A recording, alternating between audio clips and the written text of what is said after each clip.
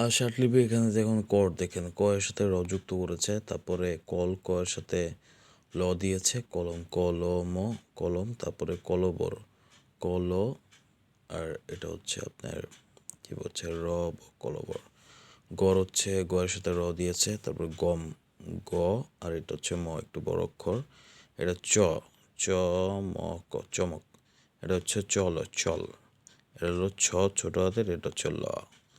তারপর দেখেন এখানে কি আছে জন, একটু স্ল্যাশ দিয়েছে তাহলে বোঝা যায় লেখার সময়, মত জনমত, এটা হচ্ছে জল পরীক্ষা চ, এটা হচ্ছে লল, আর এটা হচ্ছে ঝলমল ছ, আর এটা ল, এটা ম, আর এটা ল ঝলমল। তারপরে টগর, এটা হচ্ছে ট, এটা হচ্ছে গ র টগর। তারপর ঢল ড ল ঢল। তারপর তপন তপন তপন, দল হচ্ছে ফুল অক্ষর দ ল দল।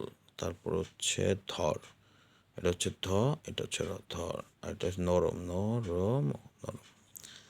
তারপর এটা দেখি আমরা পথ প দ পথ, তারপরে ফল ফল, তারপর এটা হচ্ছে ব, এটা হচ্ছে বক, আর এটা হল বদল ব দল বদল।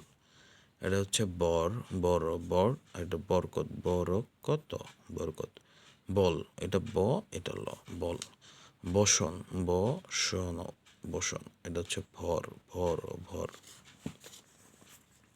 এখানে আমরা দেখি কি লিখছে মন, এটা ম একটু নিচে লিখে ন লিখেছে, মরণ ম র ন মরণ, এটা রকম র কম রকম। রতন র ত ন রতন। তারপর এটা রব র ব রব। রহমত র হ, এটা হচ্ছে র, আর এটা হচ্ছে হ, র ফোটাটা হচ্ছে হ। মত রহমত, এটা হচ্ছে সৎ স, এটা হচ্ছে ত, এটা শব্দ স ব দ। হরণ, এটা ফোটা হচ্ছে হ, এটা হচ্ছে র ন হরণ। ঠিক আছে, এভাবে আমরা দেখব।